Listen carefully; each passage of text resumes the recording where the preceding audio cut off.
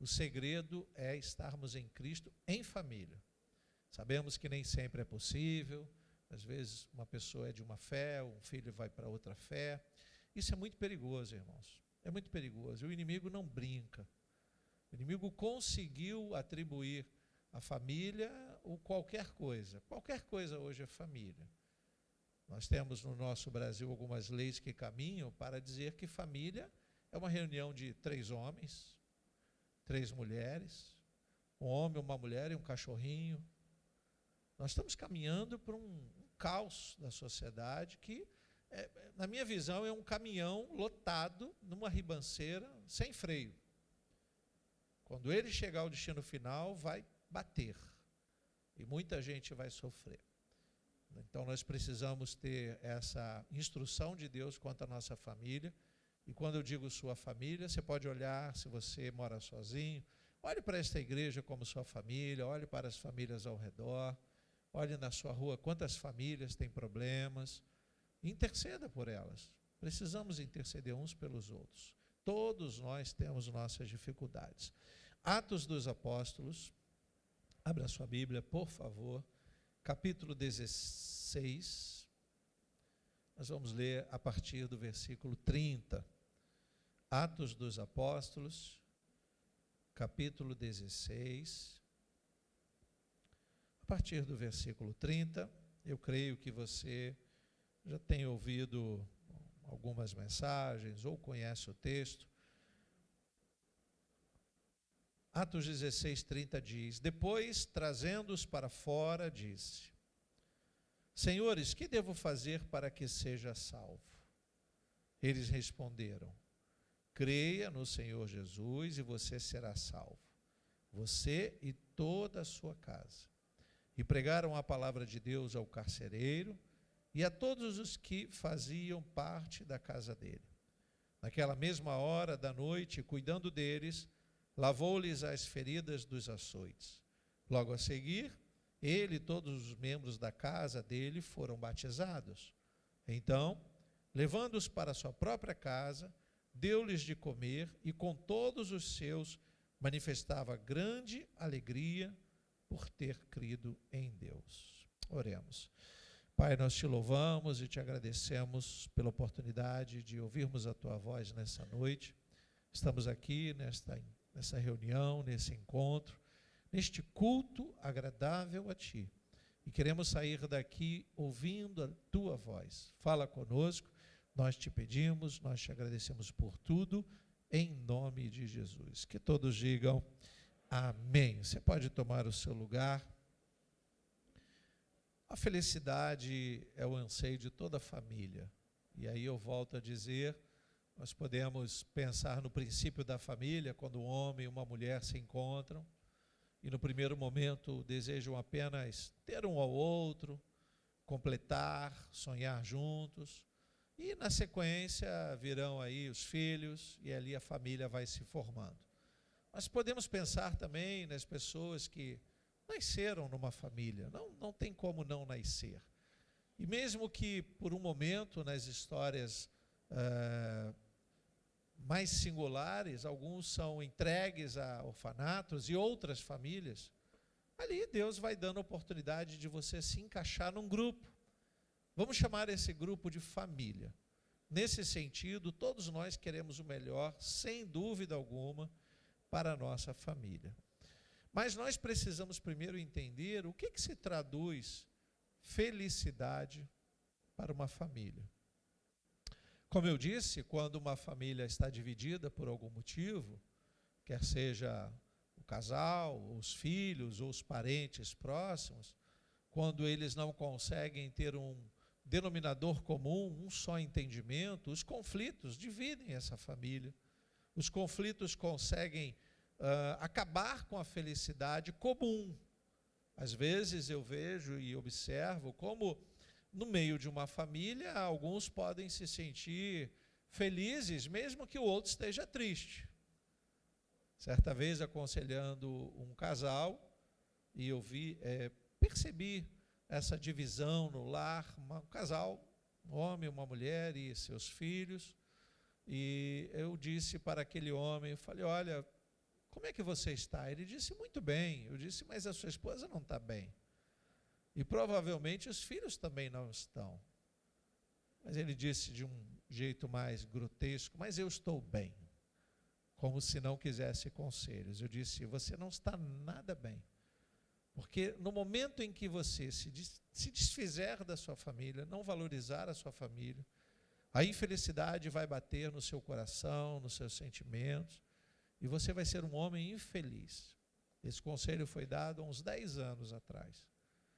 Passaram-se uns 3 anos depois do conselho, e eu me encontrei com aquele homem. Logicamente, ele não era da igreja, a esposa tentava seguir, mas tinha muita dificuldade por conta da ausência do marido. E eu perguntei, como estão as coisas na sua casa? Ele não tem mais casa, mora sozinho. E os filhos? Um está com a tia, o outro está com a avó. Falei, rapaz, você conseguiu permitir a desestruturação da sua família. Ele, mas eu sou o único culpado? Eu disse, talvez não seja. É bem provável que hajam muitos culpados. Mas o maior dos culpados, você não quis ouvir os conselhos. Era o diabo.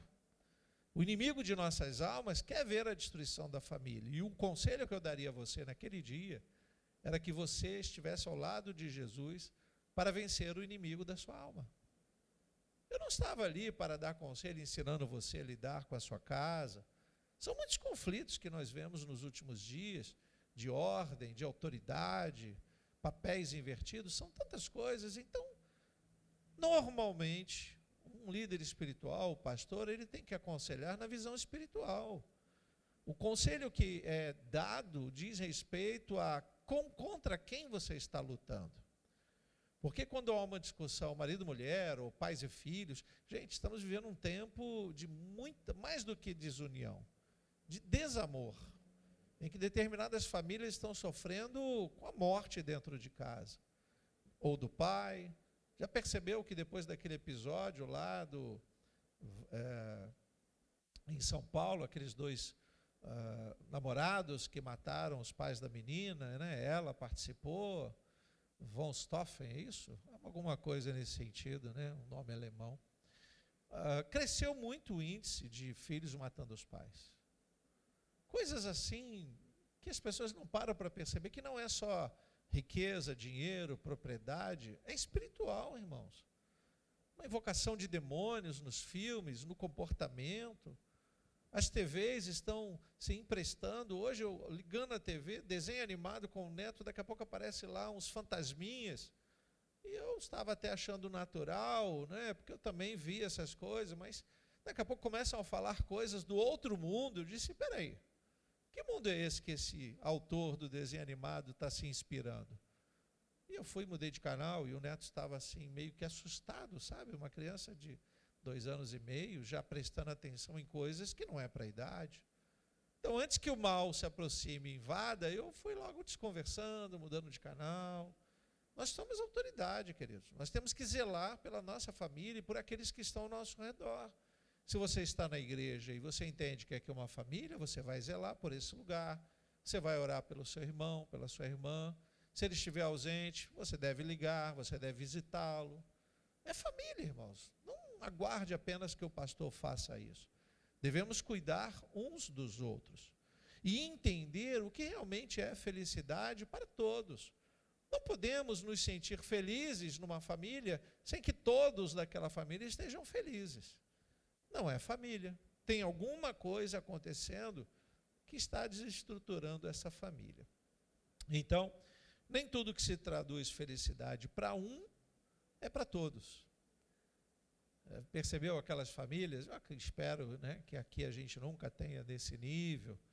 Mas aquela família em que a mãe fica em casa com os filhos, esperando o marido trazer algo para comer, e ele acaba de receber o salário e vai para o bar, vai para o futebol, vai para os jogos eletrônicos, e a família continua com fome, passando necessidades. Eu conheço diversas famílias assim, em que aquele homem, estou usando o exemplo do homem, tá? Mas pode ser vice-versa, irmãos. Hoje a gente vive uma família que às vezes a mulher sustenta a casa. Isso é muito comum. Não há nenhum pecado nisso. Então eu vou usar a expressão do homem, até porque o maior número de famílias que eu pude acompanhar, os homens acabavam cedendo a isso, de ter os seus vícios, cigarro, droga, seja lá o que for.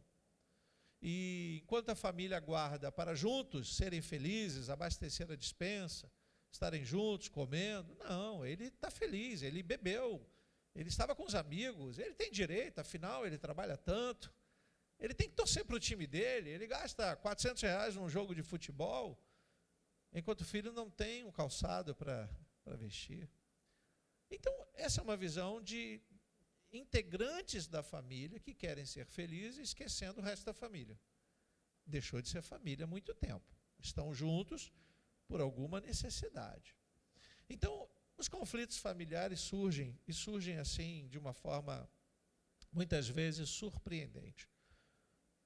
E quando nós, repito, enquanto nós não tivermos a visão de que a família precisa ter um objetivo comum, que primeiramente atende à necessidade de todos. Enquanto um está doente, todos estão orando, todos estão preocupados. Enquanto um está desempregado, todos estão ajudando. Enquanto um passa alguma dificuldade, todos estão em volta. Isso é uma família. Na visão de Deus, a família é esse cuidado um para com o outro. Lembre-se que quando Adão se sentia só, Deus deu a ele uma auxiliadora. Essa é a visão de complemento. Então, Adão dava a ela segurança e ela dava a ele todo o auxílio que precisasse. Como é que eles dividiam a tarefa, eu não sei. Naquela época não tinha louça para lavar, eu acho que era mais fácil, né? Não tinha louça, era tudo mais tranquilo. Ela nem lavava roupa, irmãos. Você já parou para pensar nisso? Às vezes, vocês acham que eu penso demais? Eva não lavava roupa, não tinha roupa. Então não tinha nem... Ela não ficava brigando com o marido para comprar a máquina de lavar. Isso foi depois, né? Quando o pecado veio, acho que isso aí começou a dar problema. Mas se a gente pensar, e não é só uma forma cômica de pensar, os problemas que nós temos hoje são problemas que nós criamos enquanto nos reunimos como família. Isso é sério. E a gente coloca aí um título na mensagem, a felicidade familiar, é apenas uma aplicação para a gente entender o que nós podemos fazer com todo esse conceito de família para que a gente viva realmente uma felicidade. Não é só o ser bonzinho. Vou usar alguns termos que eu já ouvi, né, na coletânea de gabinetes com famílias. Eu sou tão bonzinho para com ela, mas ela está reclamando, então deve estar faltando alguma coisa. Não, pastor, eu faço tudo o que o meu marido pede, mas será que é isso que ele quer? Uma serviçal? Será que não está faltando mais atenção, carinho?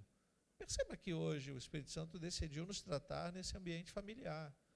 E independente se você tem esposa, filhos, você é filho, você é filha. Então pense como família, porque eu acho que é isso que Deus quer para nós. Tudo isso é muito positivo. Ser bonzinho, ser comportado, ser atencioso, ser carinhoso. Mas quando a gente para perceber que isso é positivo, mas não é tudo, e em alguns momentos, eu diria, tudo isso não adianta de nada, é justamente porque, ao ler esses textos, eu vejo um exemplo deste carcereiro, não é? Que eu já posso dizer, cuidando de Paulo e Silas, sustentando a sua família através do trabalho, deixando lá esposa, filhos, toda a parentela, e o texto diz que ele tinha família, e que de repente algo acontece de sobrenatural que vai abalar essa família.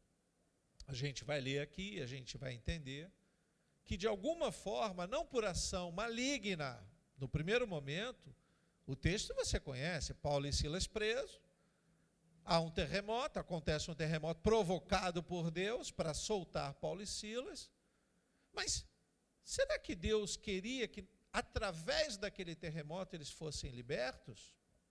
Lendo um pouco mais, a gente vai ver que não era essa a intenção de Deus. Alguns vão dizer, não, Deus mandou o terremoto justamente para Paulo e Silas serem soltos. Afinal, as cadeias se abriram. Mas você já conhece o texto e eles não saíram correndo. Se a gente tiver um terremoto aqui nas penitenciárias mais próximas, o que vai acontecer? Todo mundo vai sair correndo. Independente de quantos carcereiros e policiais hajam. Na questão de Paulo e Silas, a gente vai ver que não foi bem assim.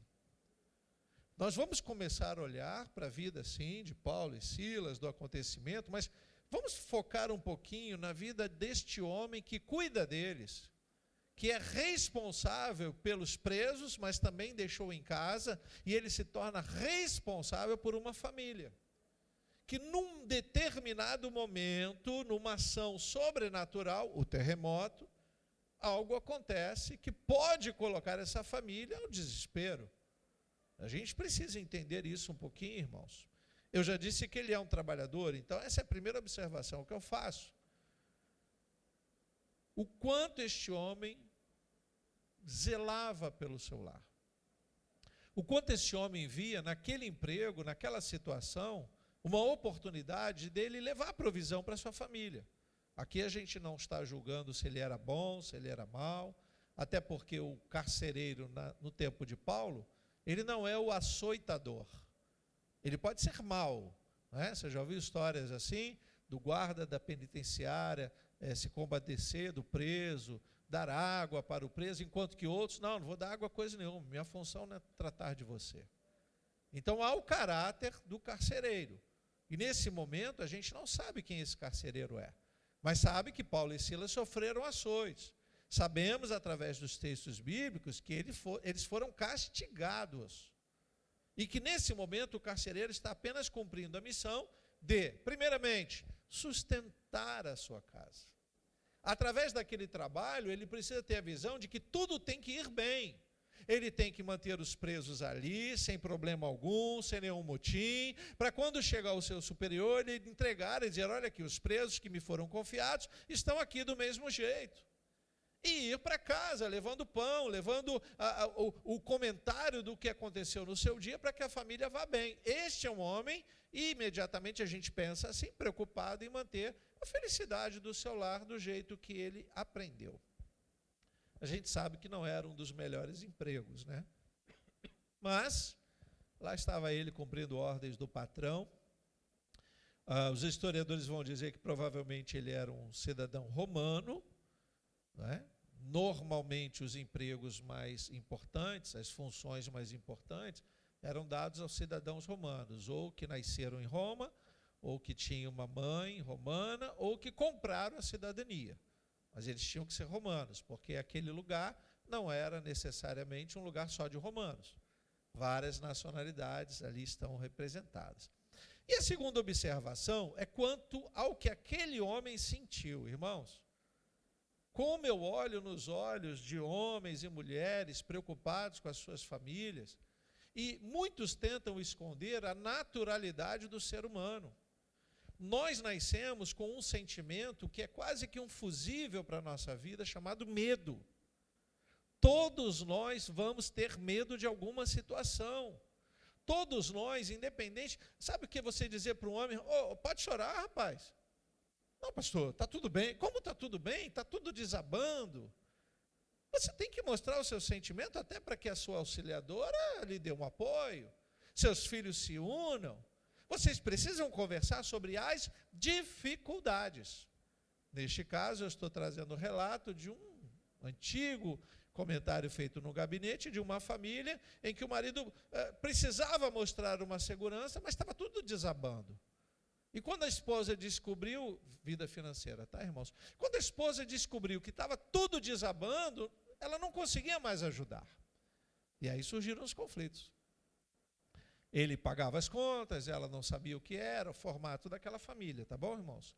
Não estou aqui dizendo como deve ser, mas eles tinham esse hábito, ele pagava e ela ficava tranquila, a comida estava na mesa, mas ele estava acumulando muitas dívidas e ela não sabia de nada. Até que um determinado credor esteve na sua casa e aí ela se sentiu traída. Depois de tantos anos, você não confiava em mim para dizer o que estava acontecendo? Ele disse, eu não queria te preocupar, cuidadoso com a esposa, porém, o ambiente familiar pronto a se dilacerar. A família estava trincada. Pensa numa xícara de porcelana. Às vezes a gente quebra a asinha e cola. Aquela família estava toda quebrada. Os filhos já não estavam mais acreditando na ação do pai.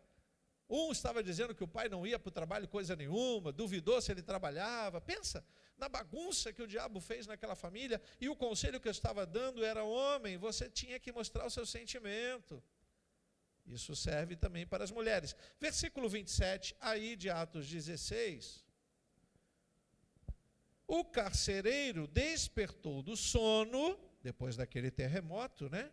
E vendo abertas as portas da prisão, puxando a espada, que não era para prender de novo, mas ele ia suicidar-se, pois pensou que os presos tinham fugido. Aqui é o medo dele. Lembra que eu falei de alguém que está preocupado em manter o seu emprego? Aqui tem muitas coisas sérias. Verdadeiramente, o medo, o fato deles poderem sair, causou nele um medo, um espanto. O que eu vou dizer aos meus superiores? Queridos, estamos falando de um homem que pensou errado, porque ele pensou imediatamente que os presos haviam fugido. Ele pensou errado e quase agiu errado. Porque se ele comete suicídio, se ele abre mão do seu trabalho, da sua vida, ele vai estar abandonando primeiro quem? Aqueles que estavam em casa, que não estavam presenciando o sobrenatural, mas a vida natural, que era ele trabalhar e levar o alimento para casa, ele trabalhar e dar segurança à família. Mas um evento sobrenatural acontece e a esposa não está participando. E nesse momento, se ele parte sem se despedir, sem deixar tudo resolvido, e mesmo que deixasse, com quem aquela família ia se encontrar para suprir a sua carência? Queridos, laços afetivos, vamos aprender isso. São mais importantes do que o dinheiro, são mais importantes do que a saúde individual de cada um. Porque uma pessoa com muita saúde e muito dinheiro, que não tem amigos, é um infeliz. Ele deposita no dinheiro e na saúde a sua segurança total. Quando ele vai se aproximando da hora da morte, ele não tem ninguém que o acompanhe, ele não tem com quem conversar, porque não se conversa com dinheiro. E a saúde, pastor, a saúde, ela só é maravilhosa enquanto a gente tem vida. Porque quando aquele anjo, sabe aquele anjo que no desenho animado ele vem de capuz e foice, e fazem até um barulhinho, né? Dizem que ele faz, não é assim que ele faz? Quando ele chega e confere o nome, o CPF, acabou a saúde, irmãos. Acabou a saúde. Eu vejo muitas pessoas depois, não, se eu tiver saúde, emprego, eu estou bem. Como assim? E depois que você fechar os olhos, para onde você vai? Isso faz parte da nossa vida, saúde, emprego, família. Essa felicidade momentânea faz parte de uma vida. Mas isso não é tudo, irmãos. Isso não é tudo. Bom, de fato, aquele homem, quando se depara com essa situação, e ele ainda não era crédulo, ele ainda não conhecia Jesus, o texto vai dizer que depois daquele episódio, que ele vai se encontrar com Jesus, a segunda observação que eu faço é justamente essa. Se nós pensarmos errado, nós vamos agir errado. E o que fez com que aquele homem não cometesse suicídio, logicamente, foi a atitude dele estar ao lado de pessoas tementes a Deus, mesmo que ele não tenha feito escolha. Ele não está ali cuidando de prisioneiros malfeitores. Ele está cuidando de duas pessoas acusadas de algo que agrediu Roma ou estava agredindo o Sinédrio. Outras situações. Porque se ele está cuidando de malfeitores, se ele está associado, a associação que eu estou dizendo é o carcereiro tomando conta de pessoas malfeitores que querem o mal do carcereiro. Se aquele carcereiro está cuidando de malfeitores, malfeitores soltos iam lá e matavam o carcereiro. Mas ele está cuidando de pessoas que estão ali sendo acusadas por seus motivos, mas que esses homens não têm nada contra o carcereiro. Então veja a diferença quando nós estamos, agora sim, associados com pessoas do bem e pessoas do mal. No momento do sobrenatural, no momento que as coisas vão desandar, tudo é diferente. Quando estamos associados com pessoas que querem o nosso bem, ou que pelo menos não querem o nosso mal, mesmo que sejam indiferentes, nós estamos propensos a sair da situação como vitoriosos. Mas se isso não é uma realidade, irmãos, aí eu prefiro ficar com as palavras do apóstolo Paulo, que as más conversações corrompem os bons costumes, e com os ditados antigos do tipo, digas-me quem anda, eu te direi quem você será. Acabei de adaptar aqui. Porque aquele homem está cuidando de 2 tementes a Deus, Paulo e Silas. Cuidando, cumprindo o seu objetivo. Então, quais foram as atitudes? Primeira atitude daquele carcereiro, que foi muito positivo, foi ele ter parado para ouvir os gritos. Versículo 28, está escrito aí. Mas Paulo gritou bem alto, não faça nenhum mal a si mesmo, estamos todos aqui. Irmãos, sabe que às vezes preparando eu as mensagens, orando, lendo os textos, eu não tenho a noção de quem vai estar na igreja. Às vezes os pregadores, todos são tentados, né, principalmente quando eles pregam na própria igreja, são tentados a pensar em alguém e dizer, ou pensar apenas, olha, essa mensagem vai se aplicar tanto àquela família, àquele irmão que está passando essa necessidade. E quando ele vem para o púlpito pregar, nem aquela família, nem aquele irmão vieram. Mostrando que ele não é o dono do objetivo. Deus sabe o que ele quer fazer, Deus sabe quem ele quer alcançar. Escute, querido, você quando veio hoje aqui, você não imaginava qual seria o tema. Às vezes o pastor manda lá um banner dizendo, olha, vem, o tema vai ser esse, vida financeira. Eu quase caí na tentação de dizer, você que ama a sua família, venha quinta-feira para o culto. Mas eu entendi de Deus que quem ama a sua família tem que estar em todos os cultos. Posso ouvir um amém? Quem ama a sua família precisa buscar forças em Deus. Quem ama a sua família e pensa na felicidade familiar, precisa se encher de Deus, mesmo que os seus familiares não conheçam o seu Deus. A responsabilidade está sobre nós. Nós temos que fazer o nosso papel, não importa se você é o líder, o homem, a mulher ou os filhos, não importa. Se nós não tivermos essa visão que só em Deus nós temos o sucesso familiar, nós já estamos fracassando. Com tantas oportunidades que temos, queridos, com tantas facilidades que Ele nos dá, quando o medo bateu no coração desse carcereiro, a primeira coisa que ele pensou foi na desgraça que podia acontecer com ele. Você vê que ele reagiu pelo impulso. Você conhece alguém que reage pelo impulso? Que perigo! Você lembra quando Jesus aconselhou tantas vezes os discípulos a não andarem armados? E se estivessem armados, seria para se defender das serpentes, dos malfeitores. Quando Jesus vai orar, leva os seus discípulos, tem um deles lá que está com uma espada. E quando os guardas chegam para prender, algo que Jesus já sabia que ia acontecer, o discípulo reagiu humanamente, não tinha uma visão espiritual e tentou matar o soldado. Errou, estava escuro, cortou a orelha, Jesus foi lá, curou o soldado. Liberou o soldado e disse, olha, rapaz, Simão, aquele que puxar da espada vai morrer pela espada. Você não tem esse temor? Conserta isso. Sabe, essas reações que nós temos, eu sempre cito que as reações são mais perigosas do que as ações. E também são mais positivas. Uma coisa é quando nós agimos, outra coisa é como reagimos às coisas. Então, nesse momento, esse homem para ouvir o grito de Paulo.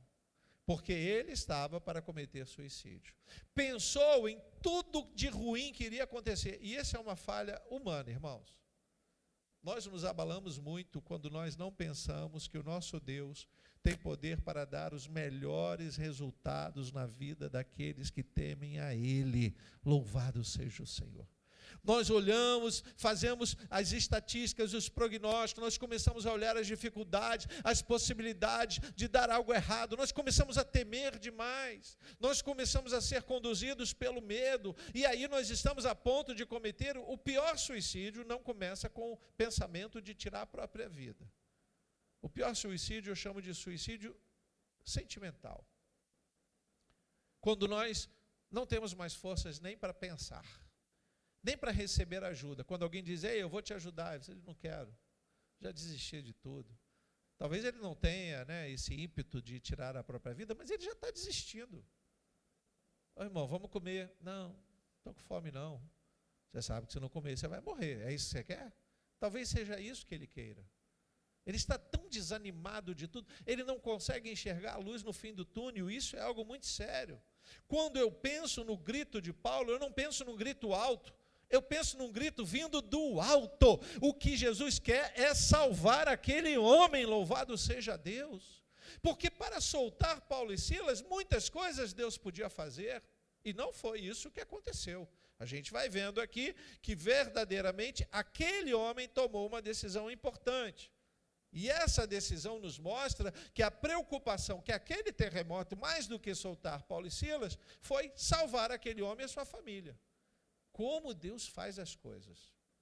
Irmãos, olha, se alguma coisa está parecendo um terremoto na sua vida, comece a prestar atenção aonde Deus quer chegar. E essa deve ser uma frase que a gente pode colocar para Deus com temor. Senhor, aonde o Senhor quer chegar? O que o Senhor quer dizer para mim? Eu não estou entendendo, está acontecendo isso, está acontecendo aquilo, mas eu sou temente, eu te amo, Jesus, eu faço... A gente tem que ter crédito com Deus, tá? Aí a gente conversa com Deus e aí Deus diz, olha, continua assim, vai observando tudo. E você vai ver que nada acontece por acaso. O nosso pensamento tem que se desligar um pouquinho das desgraças da vida. Lamentações 3:21. Lamentações 3:21, quero trazer à memória o que pode me dar esperança. Pense mais nas coisas com esperança. Faça planos. Faça planos. Eu certa vez dando um conselho muito engraçado, a pessoa não fez um gabinete, mas parou, pastor, eu tenho que falar algo, eu disse, fale. E ele falou, durante uns 5 minutos, eu disse, peraí, para só um pouquinho.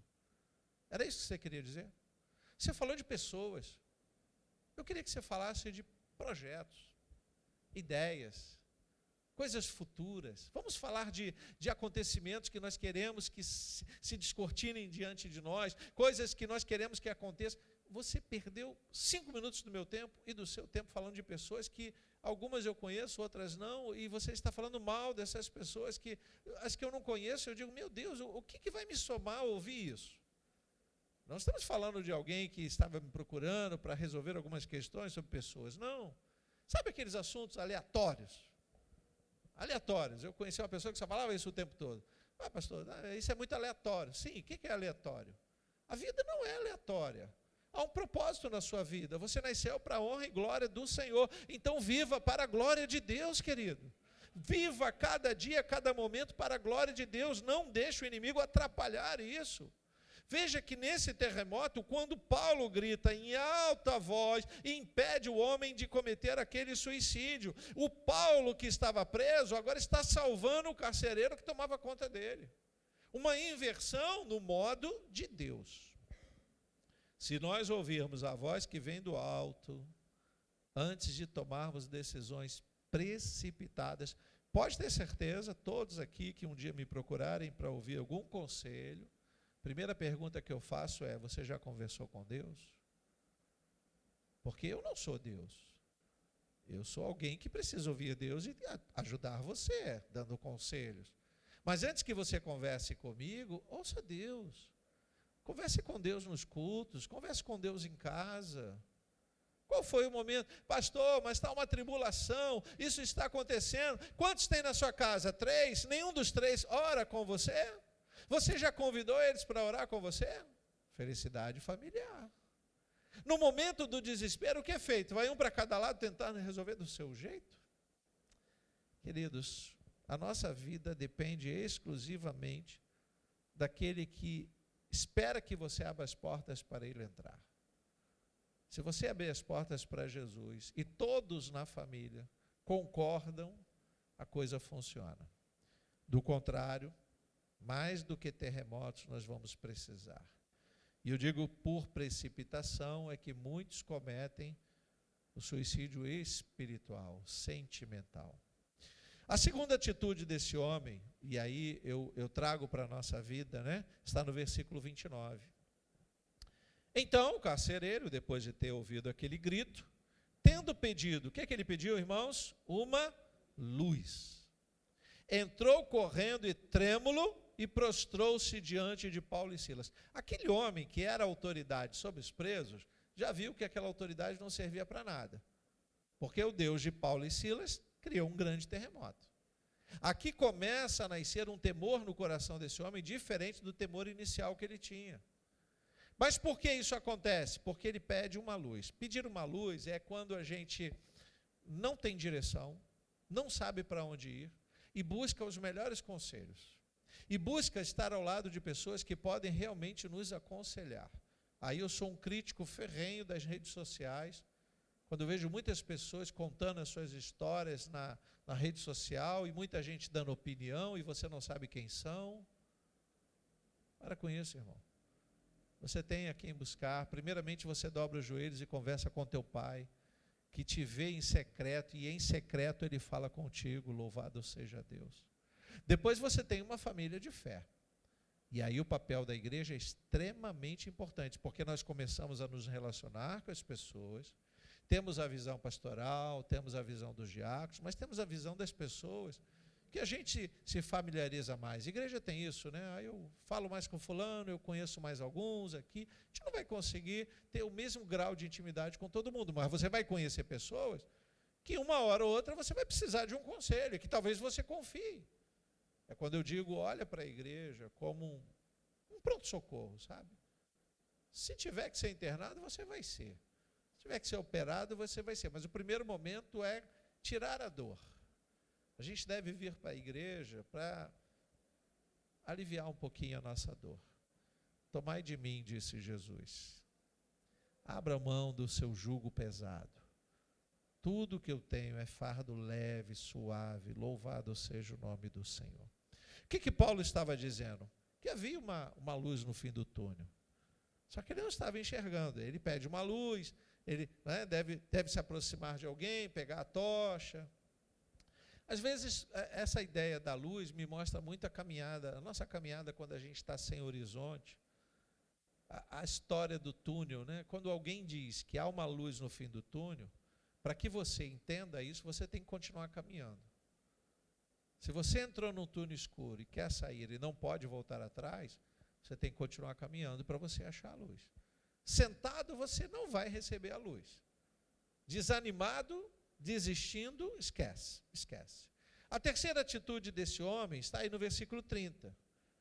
E eu gosto das entrelinhas, né? Não está aqui explícito, mas versículo 30 diz que depois, trazendo-os para fora, disse, senhores, o que devo fazer para que seja salvo? E a palavra salvo aqui, ela vai dar o primeiro sentido de livre dos problemas. Essa salvação, para nós, que a gente lê o texto agora, vai dizer assim, puxa, ele quer aceitar Jesus, o Deus de Paulo, ele quer conhecer a religião de Paulo, isso a gente sabe que vai acontecer.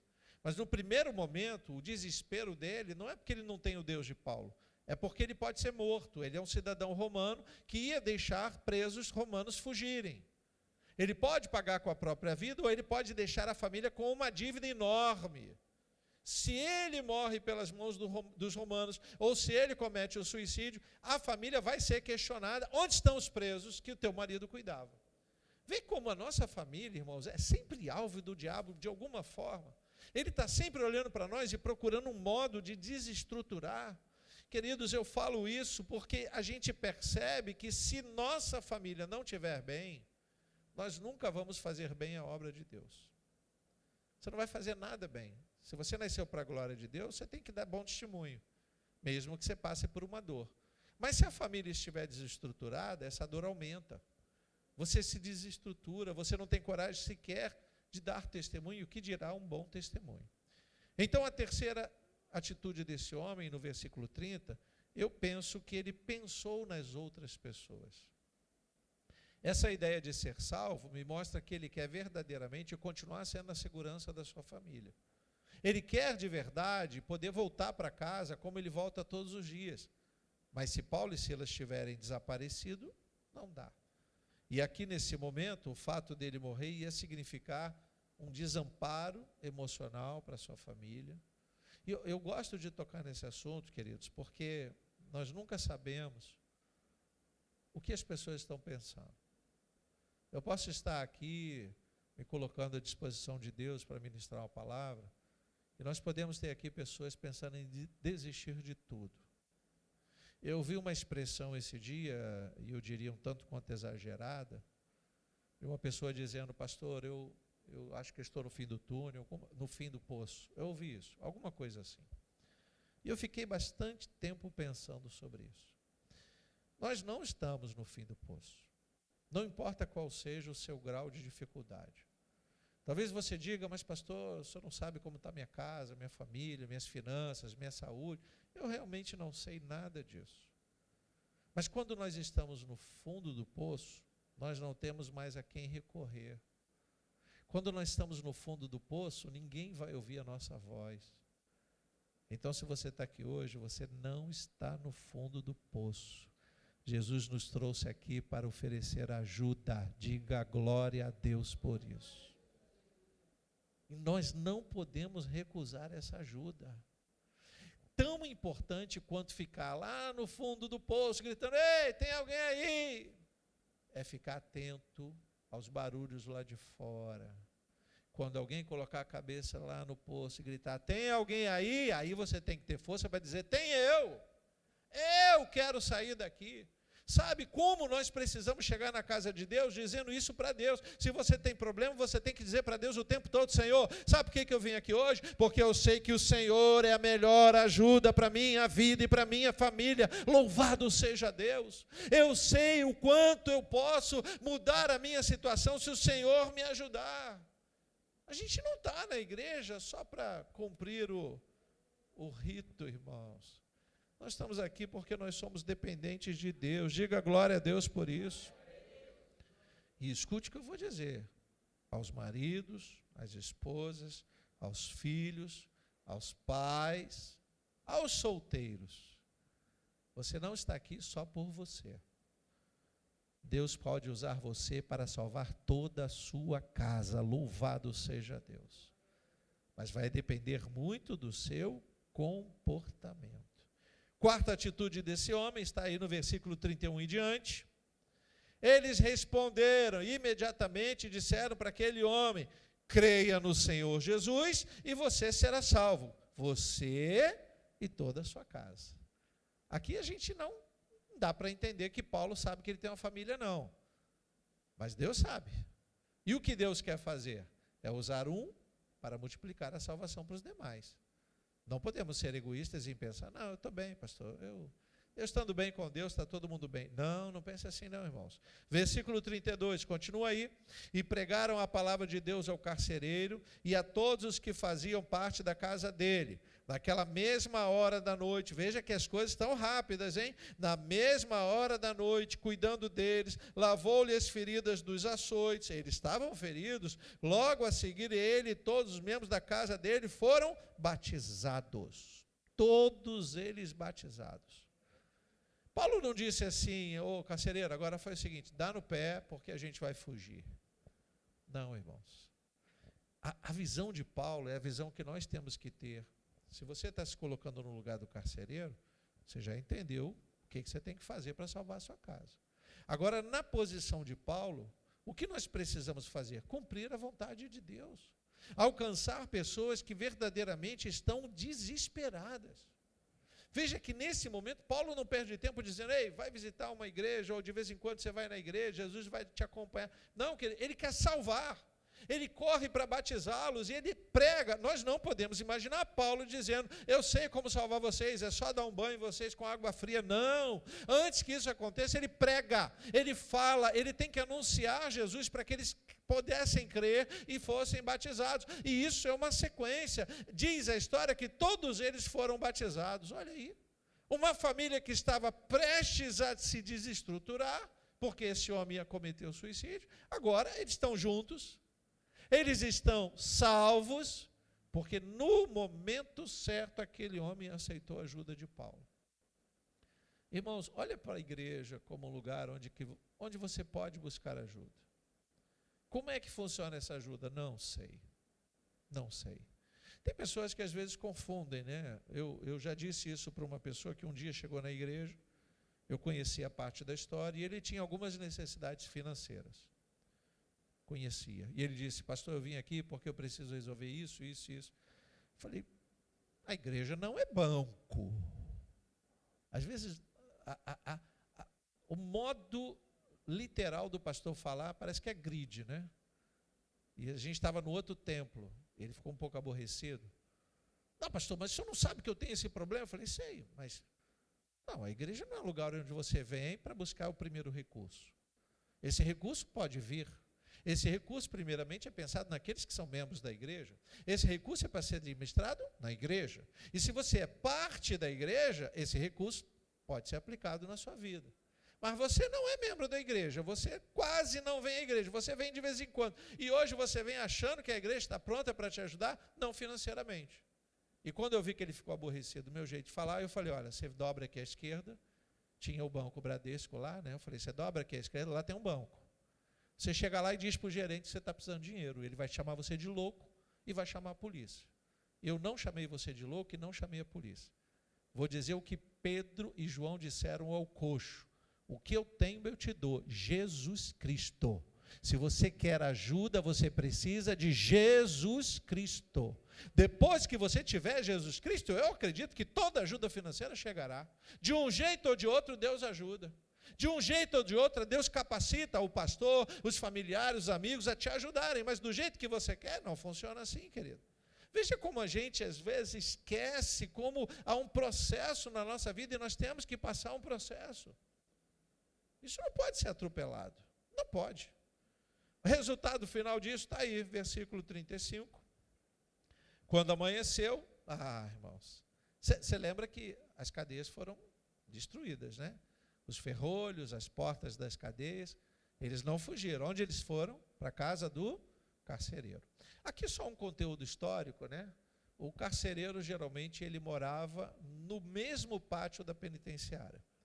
Porque ele teria a liberdade de cuidar do preso e ir para casa, cuidar do preso e ir para casa. Então, a noção que os historiadores passam é que ele sofre esse problema todo e a casa dele é bem próxima. Então, ele não sai do pátio da prisão. Ele vai à sua casa e a sua casa vai ouvir a palavra, eles vão ser batizados, mas eles estão no pátio. Por que eu digo isso? Vai confirmando o versículo 35. Quando amanheceu, os magistrados enviaram oficiais de justiça com a seguinte ordem para o carcereiro: põe aqueles homens em liberdade. Mas eles já estavam em liberdade, eles só não haviam fugido.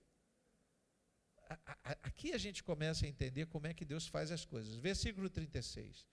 Então o carcereiro comunicou isso a Paulo, dizendo: os magistrados ordenaram que vocês fossem postos em liberdade, portanto vocês podem sair.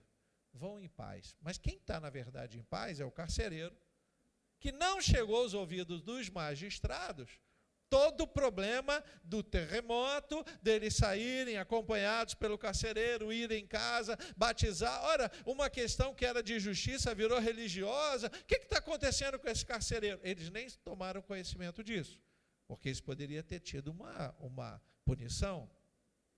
Nessa hora, a gente começa a entender, quando alguns falam assim: a justiça humana pode falhar, mas a de Deus não falha.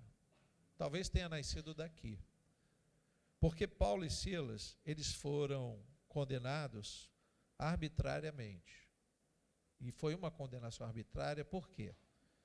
Versículo 38 diz assim, os oficiais de justiça comunicaram isso aos magistrados, quando estes souberam que Paulo e Silas eram cidadãos romanos, ficaram com medo. Não podia prender um cidadão romano. Ele ia a juízo. Eles não podiam ser presos. Só que no tumulto, sabe?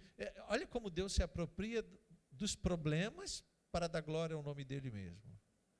Se a gente está passando problema, não reclama não, irmão. Fica ligado, sabe? Se você está passando alguma luta, fica ligado. Porque é no meio da confusão que Deus traz a paz. Louvado seja o Senhor. É no meio da confusão que Deus mostra como Ele pode operar. Esses homens estão agora sendo soltos porque a justiça humana cometeu uma falha, mas Deus não comete.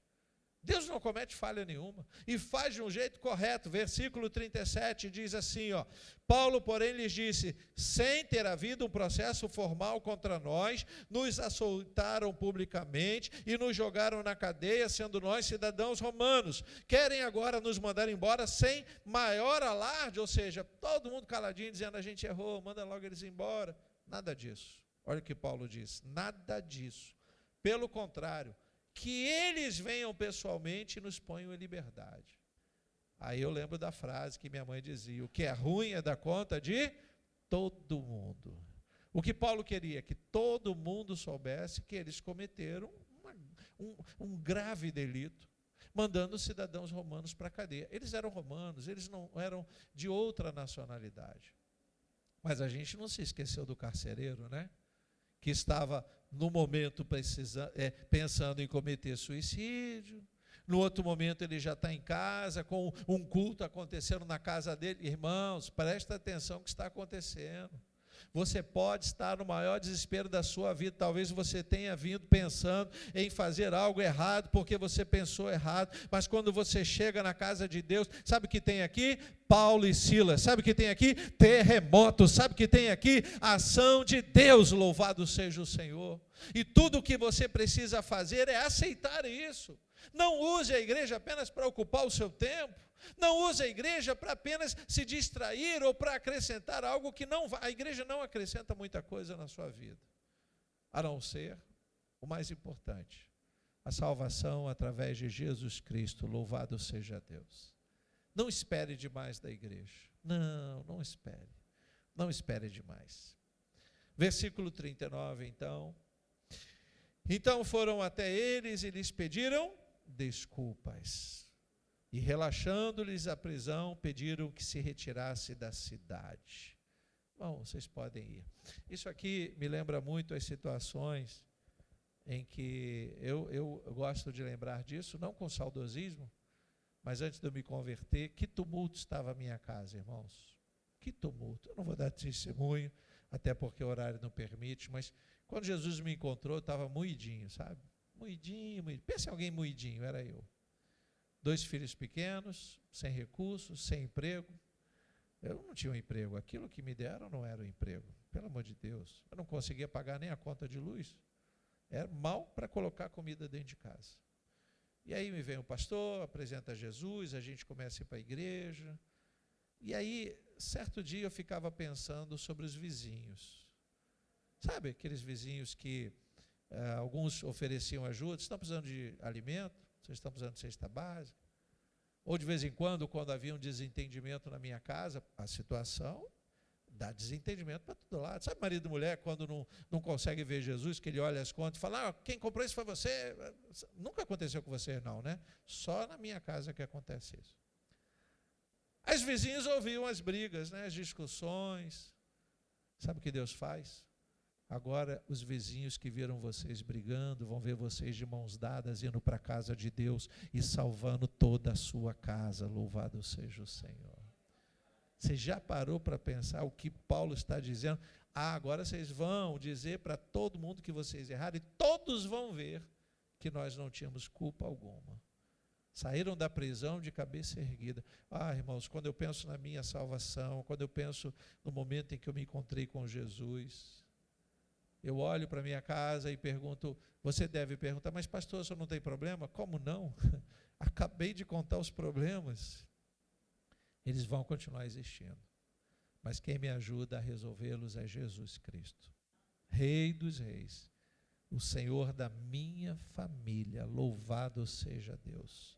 Vou encerrar lendo o versículo 34.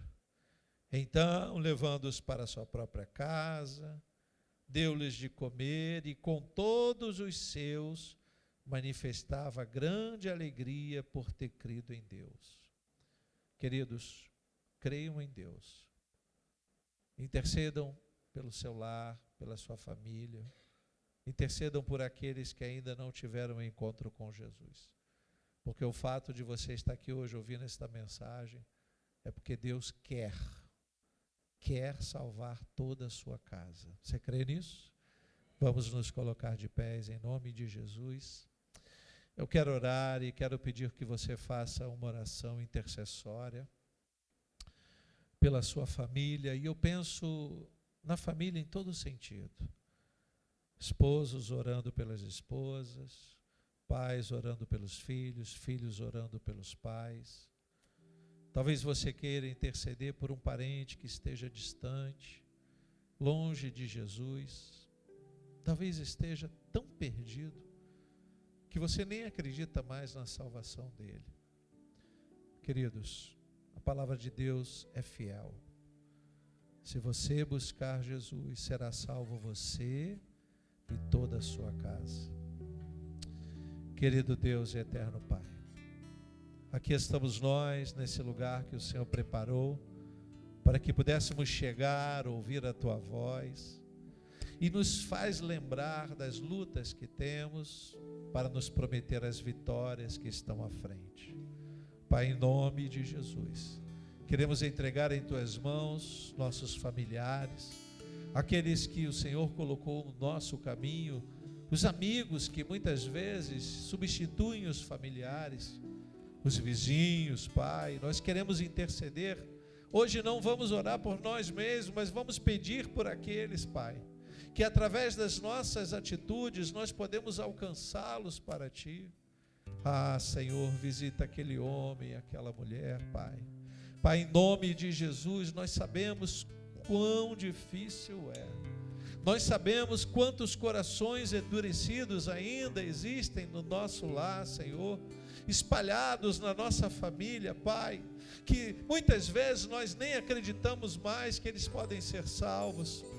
Mas uma noite especial como essa, eu te peço, Senhor, salva a nossa casa. Que a nossa casa seja um altar de adoração a Ti, Jesus. Que possamos ver aqueles que um dia, Senhor, blasfemavam contra Ti, pela nossa fé. Que possamos vê-los na Tua presença, na Tua casa, Senhor, louvando e adorando o Teu santo nome, Pai. Pai, em nome de Jesus, nós intercedemos pelas famílias representadas aqui nesta noite. Toma a família do meu irmão, da minha irmã, que está do meu lado, à minha frente, Pai. Pai, em nome de Jesus, como família de fé, nós queremos ver os nossos lares servindo a Ti, Pai. Queremos Te pedir, ó Deus, que Tu nos dê essa oportunidade, esta rica oportunidade, de dizer: eu e a minha casa servimos ao Senhor. Você pode dizer isso em alta voz? Eu e a minha casa servimos ao Senhor. Louvado seja Deus. O texto de Josué diz: serviremos, mas nós temos fé para dizer: servimos ao Senhor. Amém?